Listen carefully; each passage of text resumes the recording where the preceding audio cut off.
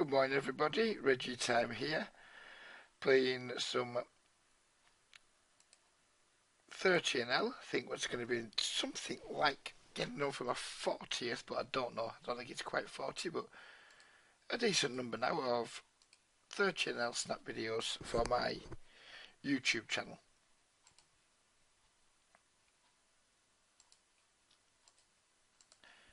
I haven't made a video for, must be getting over nearly 2 weeks now. That's mostly because I've been pretty busy, but also because I've been playing games that just don't make for good videos. I've been, for that last week or so, I've been playing mostly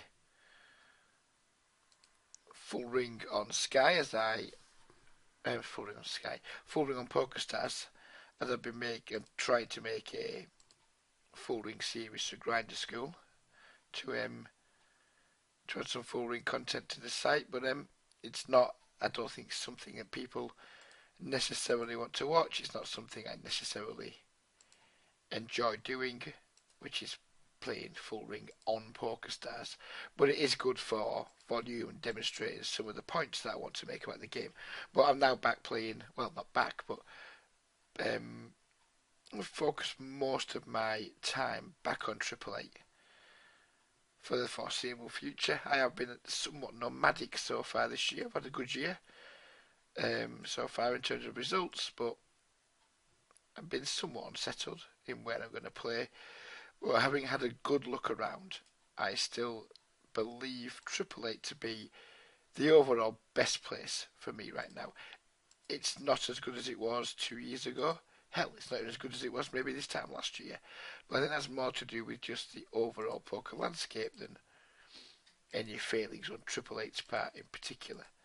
I think we've all just got to accept that our profitability, our hourly rate, win rate, whatever you want to call it, isn't as good as it used to be, and maybe isn't going to be as good as it used to be for quite some time. I think that's to do with just games getting tougher in general, but also because of the continued pretty shitty economy that we find ourselves in globally. So yeah, there's not so much money around in the world, full stop.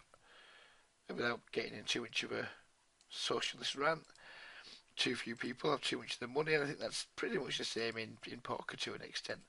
There's just not that much loose money flying around in the games as there used to be at the moment.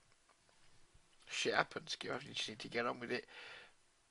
I enjoy poker too much. I'm too, for want of a better way of putting it, too addicted to gambling to quit right now. Because I'm still making money. I'm addicted to making money. I'm addicted to playing poker. If I ever reached a point where it was damaging to me, of course I would just pack it in. I'd find something else to do with my time, find a new hobby. But we're not there yet. And this isn't going to be a doom-mongering video. It's just realistic. The games aren't what they used to be, but they're still plenty beatable. There's no mistake there. So, there we go. Having given my slight overview, cliff note overview, shall we say, of the overall poker landscape right now. I'm going to check this king queen here. We got to talk about some poker. Typically the ace comes, which is a shame. I mean, I could have just bet there. Of course, I could have just bet there. And now we're just going to fold. I'm not sure why it set me out there. Yeah, maybe it was a lack of concentration with the king queen there. Maybe I should just have bet. Kind of didn't think I had a 3-street hand, but I could be wrong. So it's like, did have a 3-street hand, don't mind weakening my range slightly by checking the flop when I flop well, in the hope that I can get some value on later streets, but then you check it checks through and then the ace comes and he kind of makes you look a bit of a mug. I think I probably should just have bet there. Lack of concentration. We've got a different situation here on this board texture. I think we can get tons of value from all kinds of draws. I think somebody would usually bet a queen because of how wet the board is. I will be folding to a raise here on table 2.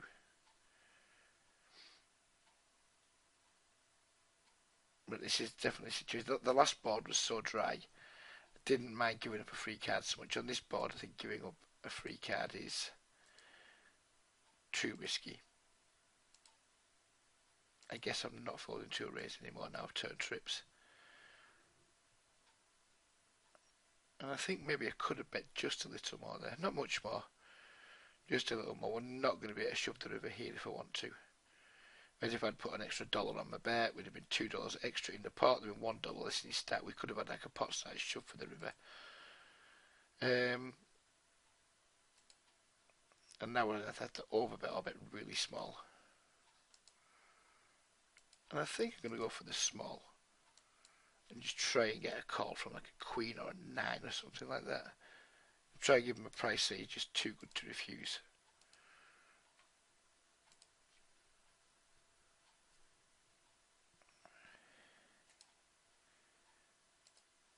And we did get the call. So what did we get the call from? Yeah, queen ace. I think I've definitely missed just a little bit of value on the turn there, but again, just a slight little bit of video autopilot, just clicking buttons, not actually looking at the pot size. Definitely sloppy from me. Usually I wouldn't do that. Usually I would look and say, look, I want to be shoving this river, and I want to set up the pot so I can shove the river. So that was definitely a mistake on the turn. Just by $1.20 extra on the turn there allows me to shove the river. So yeah, that was definitely a mistake. Only a small mistake in terms of like the turn bet sizing, but it ended up being a big mistake because it possibly cost me tons of river value.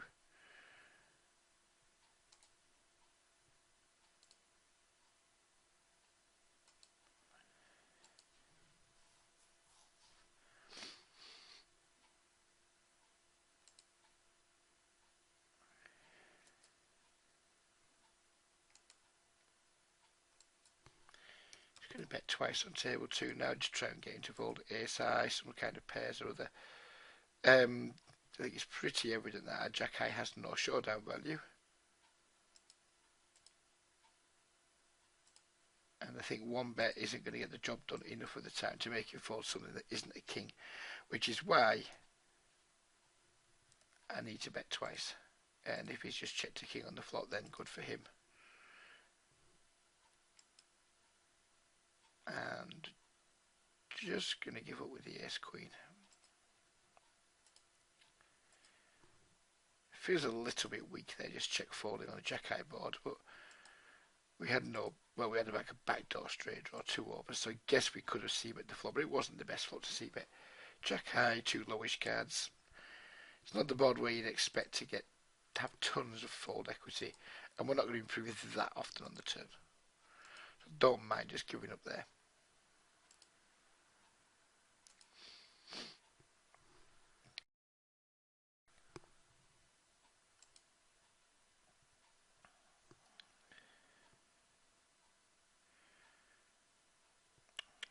Seven. So the big blind, this will be a trivial call, but I just think we get squeezed just a little bit too much in general in those spots to want to call with the 8-7 in the big blind. It would have been an absolutely trivial fold, trivial call.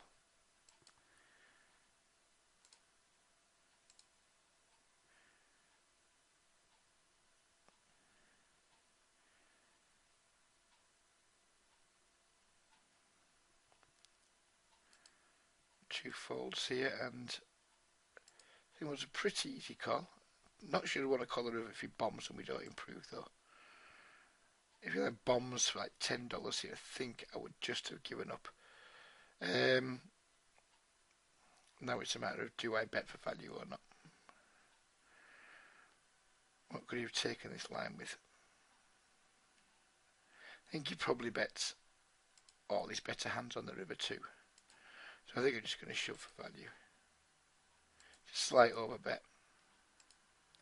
I think if you had a better hand, if you had a flush, you would bet the river. Once he decides to donk the turn, I think you would bet the river. I'm going to hope he's got like a who knows. So get a jack with a picked up flush draw or something. Wow, just the jack 5 offsuit, no draw. No idea what the hell he was doing there, but we'll take it.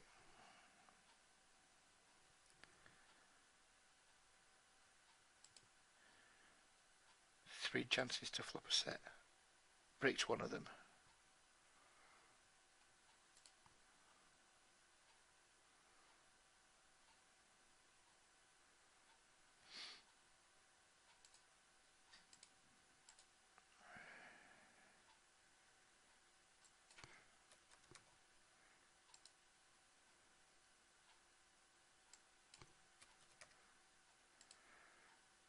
Well, we get action everywhere here.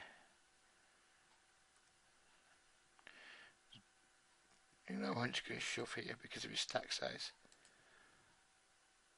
We can definitely get caught by a ton of worse. Obviously get caught by queens too, which isn't good for us, especially when we're drawing dead in the flop. Or virtually drawing dead, but never mind. I mean, when he makes a min 3 bet, he's usually going to have a hand that's pretty strong. Well, I mean, it's ace king suited, it's 30 blinds. What are we going to do? We're going to do nothing but exactly what we did, and unfortunately we lost. Not the best of odds to see, but here with the king queen, so we're going to check the flop and then probably just bet twice now he's checked a second time. Especially since we've improved and picked up some equity.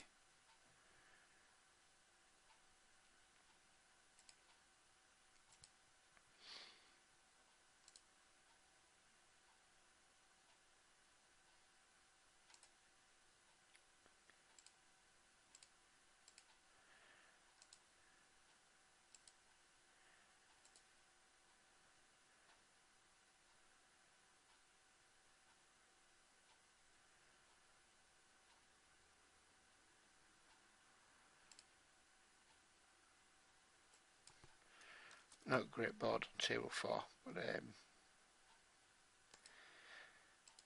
we're still going to bet it.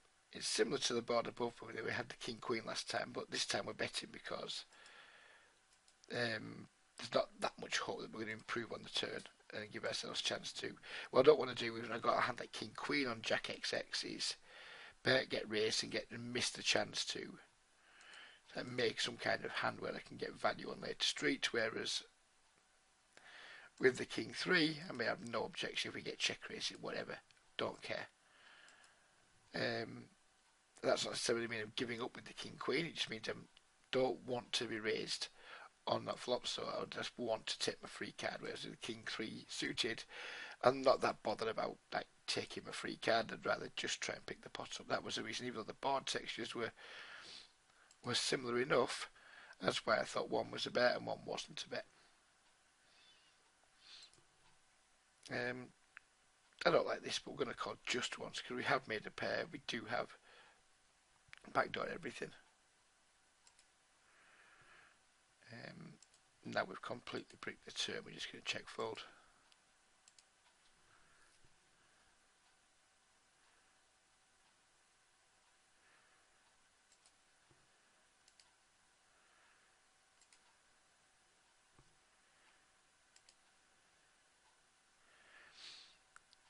Time to flop a set maybe.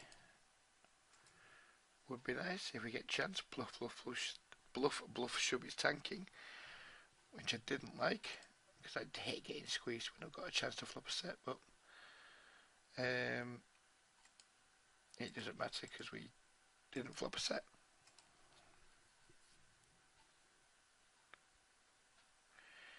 Eight, 9, 10, jack. So we have a straight draw here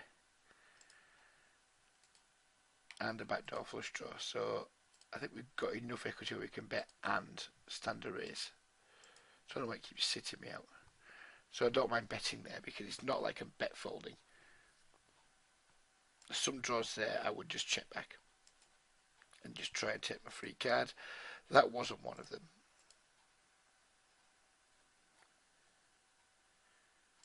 some draws where you bet and your draw's not really strong enough, so you're kind of compelled to fold.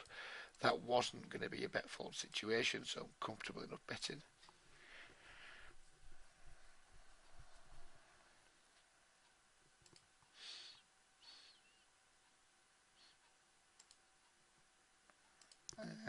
Pretty dry board. Probably going to bet this flop and barrel any turn that's like 10 or higher. If we get raised, obviously we've got a super trivial fold. We get check min raise, which is obviously really fishy. It's probably going to be a bad player just doing something fishy, but my issue is here that if he's, I mean, it looks like it could be like a really, really fishy bluff attempt. But if it isn't, if he is doing this with something strong, then potential for me to spew and give up way too much money. So I'm just going to fold there and be a little bit frustrated. It's fine to be frustrated and annoyed, and be annoyed that he's done it to me and made me feel a little bit weak. But at the same time, whatever. It's just king high. Not that if he is bluffing me, he's bluffing me off king high. It's not the end of the world.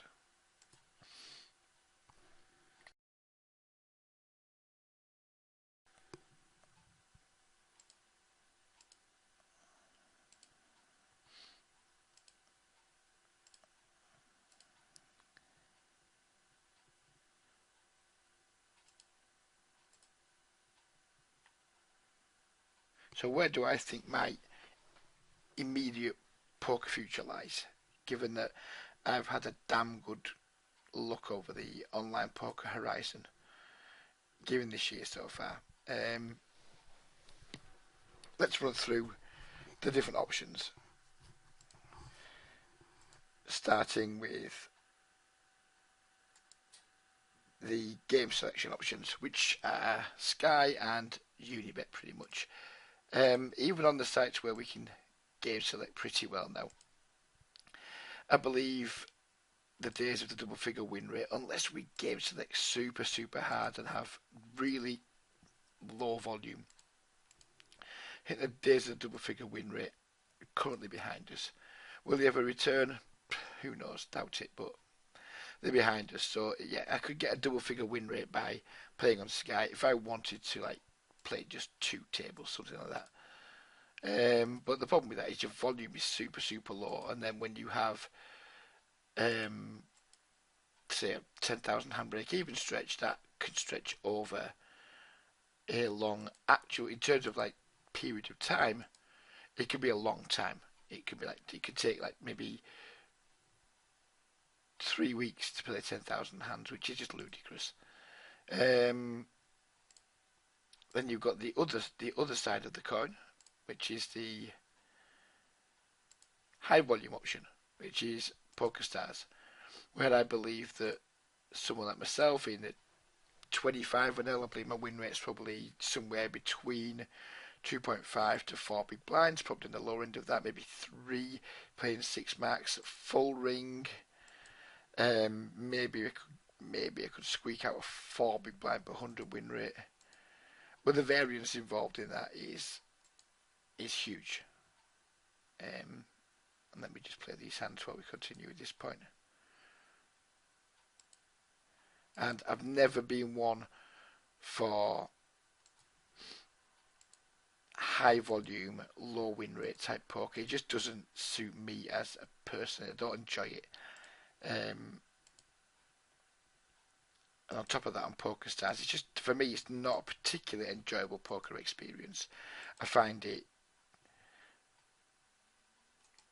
difficult to get value sometimes. I think to get value on PokerStars, you've either got to be lucky or to be dealt into a hand with a fish, which is pretty unlikely, or you just got to be on the right side of a, not necessarily a cooler, but it's, you don't get like the hands earlier with the Jack 5 when we had the Kings or whatever it was.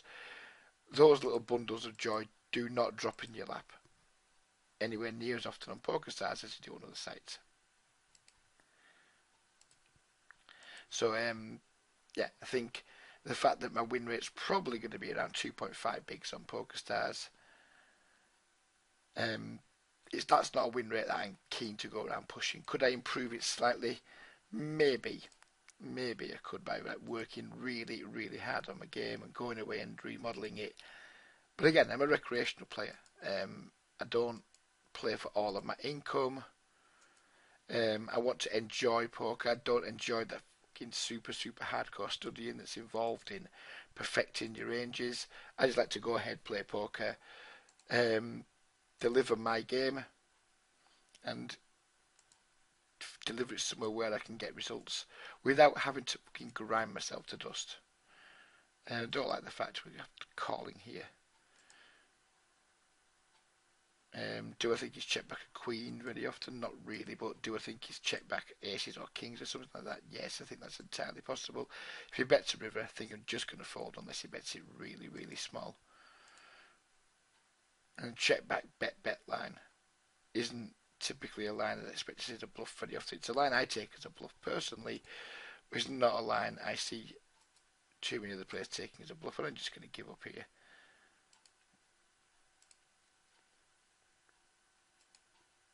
So yeah, that's why PokerStars is an option for me.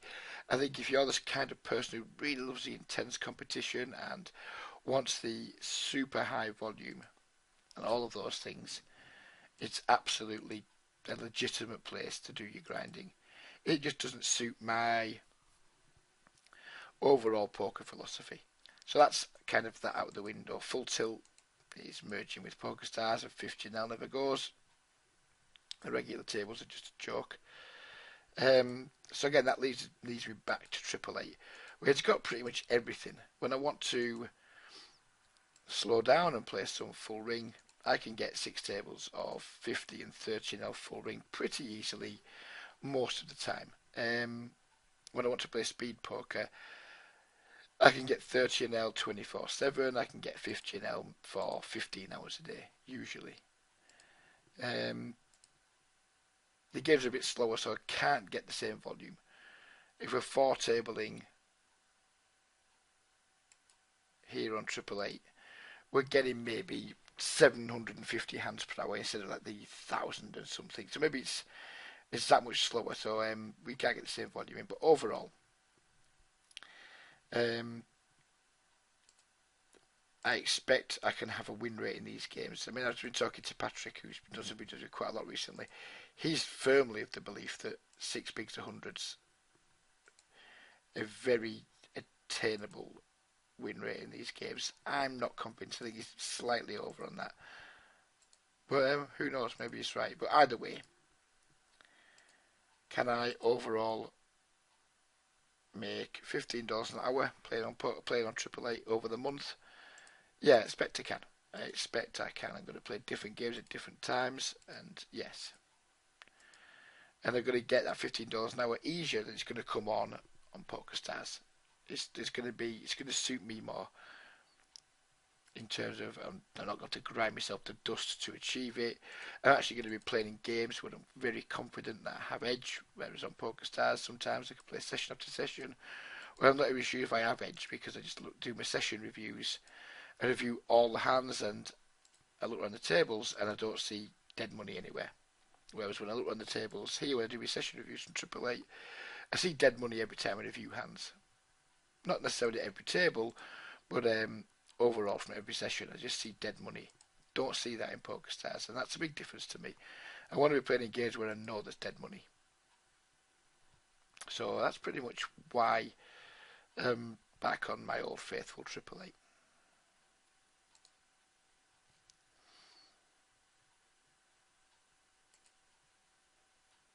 I'm going to be check calling most of the way here. Unfortunately, he doesn't accommodate us, and that's just a matter of do I want to value bet my ace-10. I'm going to give him a chance to bluff again because the king's a good card for him to try and represent. I mean, of course, he can just have the king. He can obviously have a 5-2. He did have the king. So he didn't value bet the river, he just snap checked back the river. He didn't even think about value betting. Now that's really, really quite poor play from him. To not even consider value betting there. Sure, the flush came in. Sure, I can have a 5, I guess. But He needs to be value bet in there.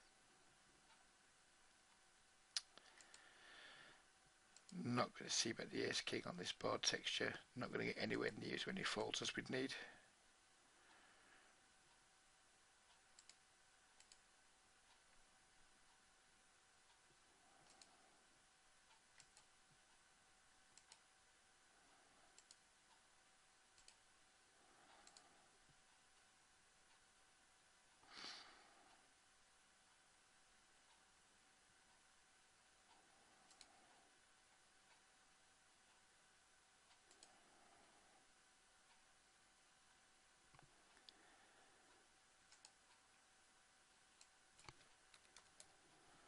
I'm going to 3-bet the king jack. If you're the type of guy who min races blind versus blind, I would suggest stopping it. I think your fold equity when min racing blind versus blind, I think your fold equity is somewhere close to very, very low. No, I wouldn't like to put a number. I was going to put a number on it there, but it would just be pointless. But it's really low. I'm somebody who concedes the blinds easier than most regulars. Not even I concede my blind to a small blind min open very often. I think number one, that you get no fold equity because people get such a good price and they're going to be in position on you. And number two, I just think from like a metagame point of view, or call it what you will, people just aren't going to give the big blinds up for a min race in a spot where they know your range is going to be quite wide for stealing. So I would suggest never opening the small blind for a min race. I think it's just silly.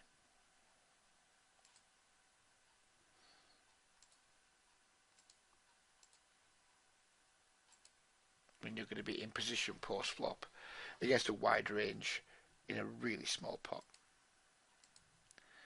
I think we should be defending a super wide range in that situation. So if people are going to be defending really wide, then why would you want to put yourself in a position like where they're going to call? If you're like min raising any two, almost like some people are, you're going to be getting called way too often, and then just going to be out of position with a really shit hand in a spot where you're never going to get given credit for having anything. So you're going to find it hard to bluff post flop too. I'm sure someone somewhere has done some calculations and backed up to say, yeah, this is a profitable play. And fuck it, maybe it is, who knows, but I don't think it's something we should or need to be doing.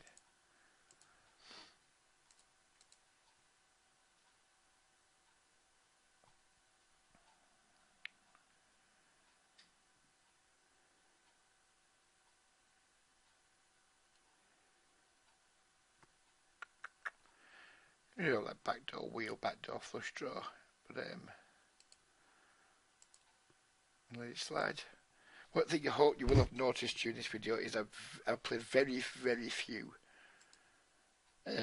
small card combinations. I mean, I've turned down the opportunity to open the button with things like 8-5 suited and 9-6 suited, things like that. It's because I've been doing quite a bit of work on my database last week or so, and I'm trying to not play small cards so much anymore. It's hard to win money with small cards. It's hard to flop tons of equity that we can use to bluff. When we do kind of have semi-bluffing spots with small cards, quite often we're not getting the requisite amount of folds, in my opinion, because they're not particularly scary boards, so the boards don't carry that much fold equity. And I think they require us to bluff too much in games where people maybe aren't that into folding and they're like pot control or take weak tight lines. So yeah, we end up having to go to showdown too often, and small cards just don't win very often at showdown. So I've been actively avoiding small cards, and I think my results have been better for it. It feels like I'm playing better poker because I'm not getting as many sticky spots where I feel like I'm bluffing too much. I've kind of felt I was bluffing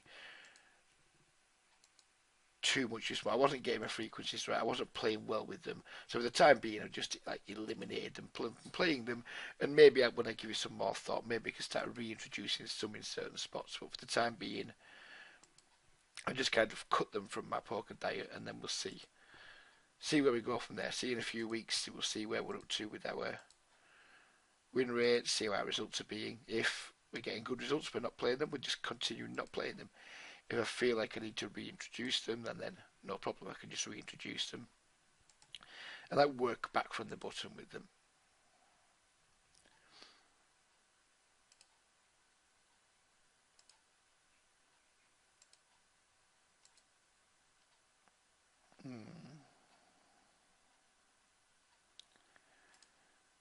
A bit for value again here on the turn, because I think we can definitely get called just by some king high, queen high flush draws.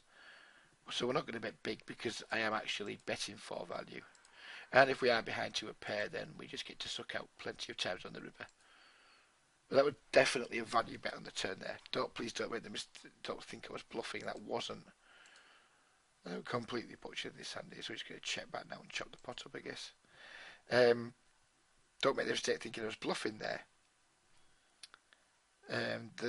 Obviously we cancelled as making fold a better hand. We've got some really small pairs, but I was value betting from club draws, or value betting against club draws.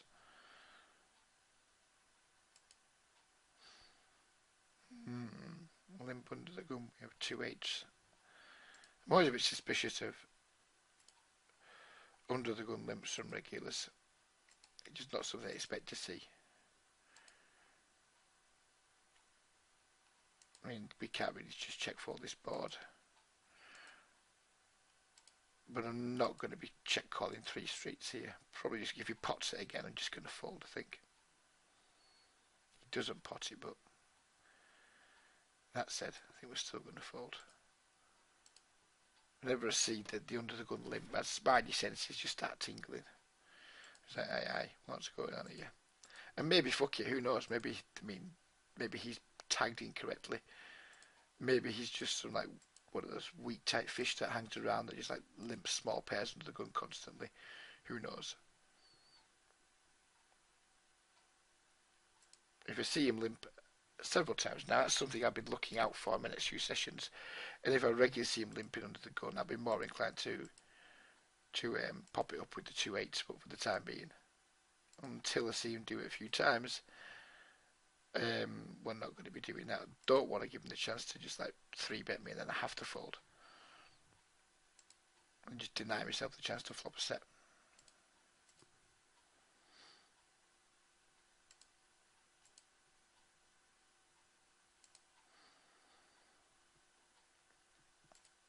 No showdown value here, but we do have like a really shitty backdoor straight draw, so we're going to bet once and see what happens then. Make a decision from the turn on. If he continues, I'll probably just barrel on a king and an ace, and that's about it, I think.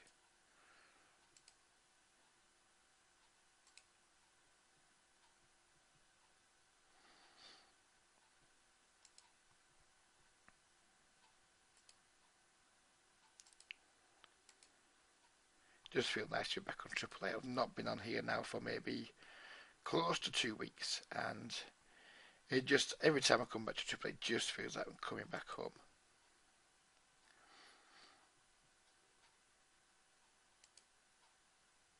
Every time I come back, I feel like I'm just that little bit better playing every time.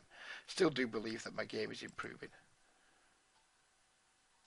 And it needs to. We all need to keep improving as a player, just to stand still in poker. I mean, if you don't feel like you're a better player than you were this time 2 months ago, you're doing something wrong. You need to be constantly just working on your game, ironing out some of your leaks, altering some like strategies you've been employing that haven't been working. You need to be constantly like trying to get rid of your old strategies that haven't been working and implement new ones that may or may not work. But you have to like, sorry, you've got some background noise there. I was readjusting my position. You have to be going through, in my opinion, a process of continuous improvement, or at least continuously striving to improve. Some of the changes you make won't always improve your game.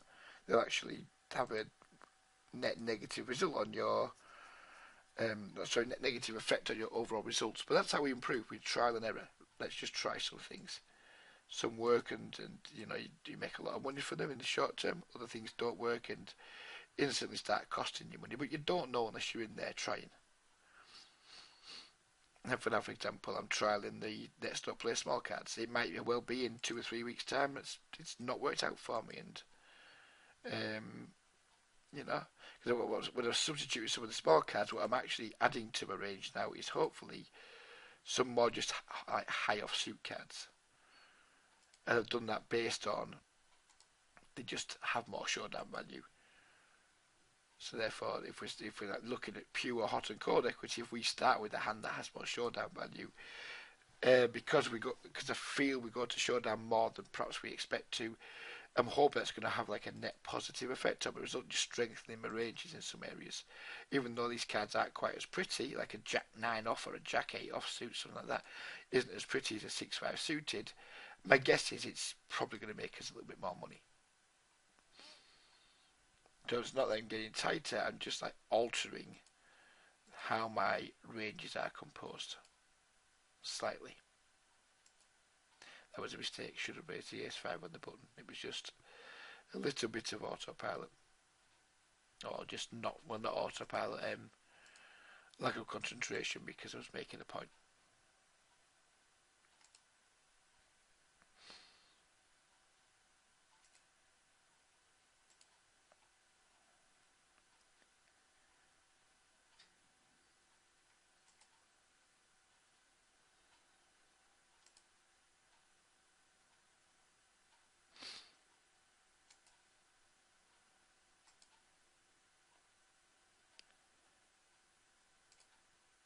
Here would be a good example of it. I haven't always opened 9-8 off from the button.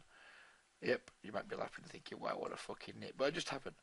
But now I think I'm opening 9-8 off rather than I'm opening 5-3 suited.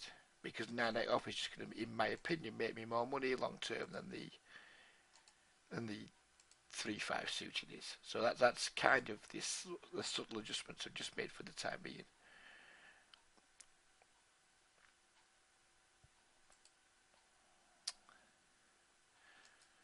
Do I want to triple barrel here against Clever Boy?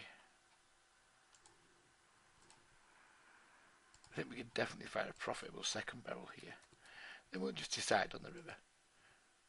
If it looks like it's a scare card, i.e. Queen, King.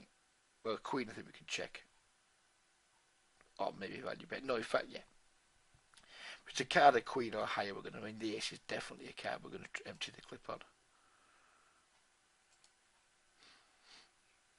He might just have some good shots, some other things that might just fold here that are higher than us. Not very often he's going to fold a better hand in terms of like pure high card value, but we might just get him to fold a pair here.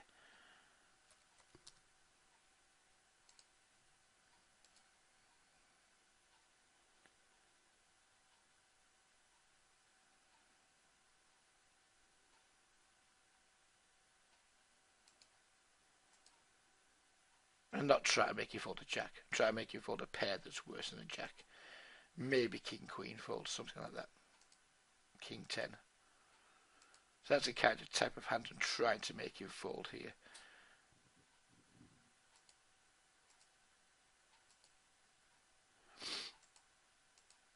Exciting times giving us a sweat, and we did get it through. And I expect that we made him fold a better hand there.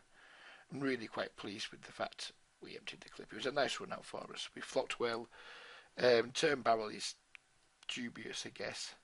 But because of the equity we have, I think we can make it. And then the river, we just get a really good card to just empty the clip on.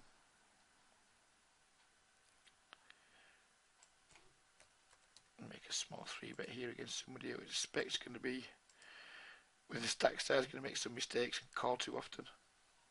With hands he probably shouldn't be calling with. He just shoves them as we have a super easy fold. Check call with the queens.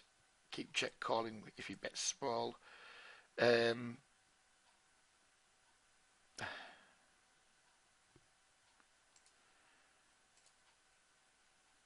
probably won't check call this river. But I think that's like the third time this session now where we've checked this guy and just folded to his bets. So when we haven't had anything, this time we had something. So I was a little bit more pleased with the situation. Obviously not super pleased with it because we've only got queens on the ace-high board, but at least we can like call down, expecting him because he's done it twice now. To the third time he's done it to us. Expecting him to maybe be bluffing sometimes.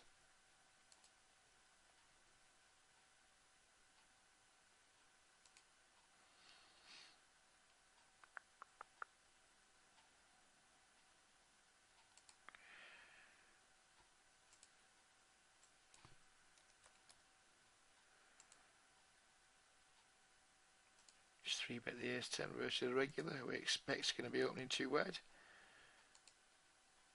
Well, not too wide, but expect opening wide from the button. Winning the hits against the same player in 2 different spots. And check to him on the ace-high board.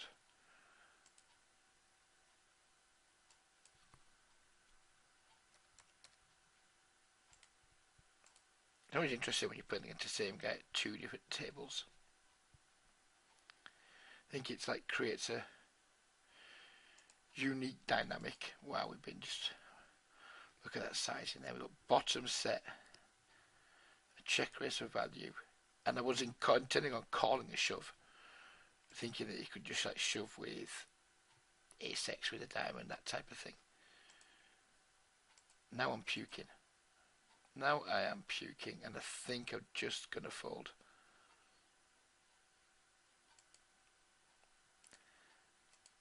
Yep.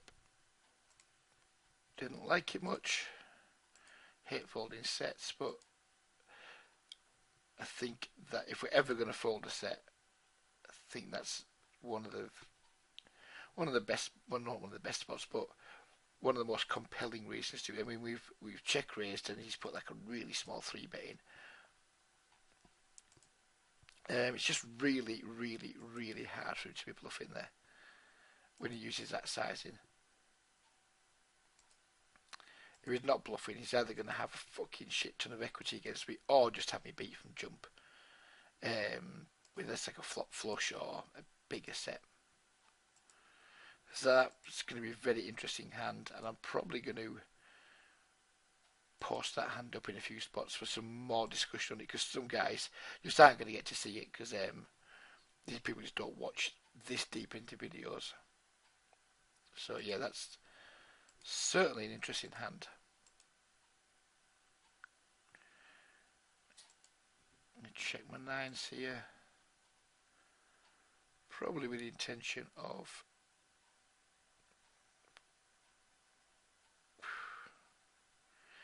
I was going to call a donkey. Not sure against Cassad. He's a good player. He's going to make a really tight fold. Just because I have no intention of check calling 3 streets there with that hand. I guess I could just bet then. That's probably too weak there.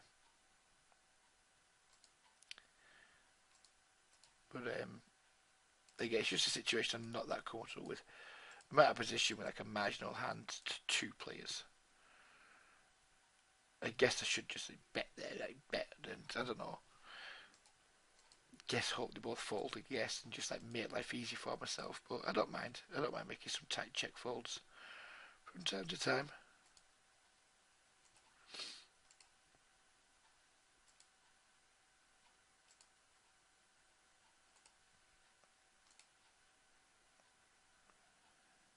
I do often get criticised for some of the tight folds that I make, both pre and post flop. But I usually find when I'm in good form and making the folds that my instincts are telling me to make, that's usually when I have a prolonged spell of good results. And when I ignore my instincts and like, well, fucking hell, my instincts are screaming fold at me, but how can I fold this hand? That's usually when I go through a period of having moderate results. So I do try and listen to my instincts as much as possible and ignore like the back of my mind that's saying, you fucking moron, how can you fold here?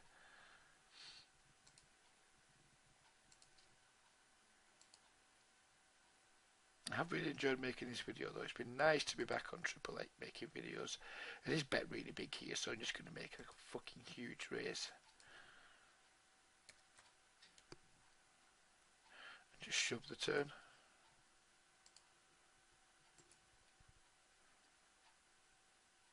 Don't expect him to fold too. And when I see like players of this stack size making those types of bet sizes, I usually don't expect them to fold very often. I certainly wouldn't do this as a bluff. I just wouldn't expect to get enough folds. Looks like we're going to get one though.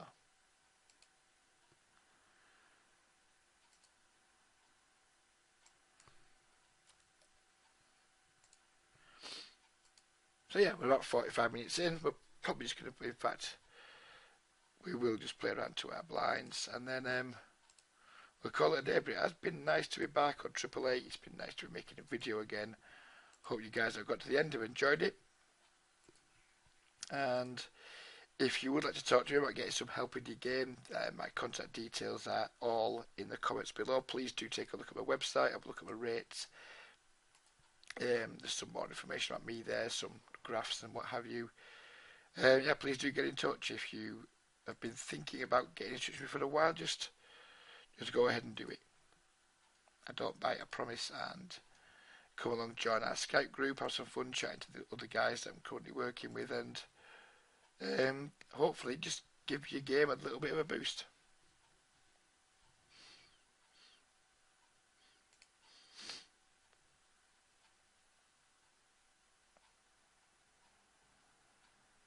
And we're going to flop a roll flush. Just end the video on an absolute tidal wave of joy. And I know we're going to get squeezed.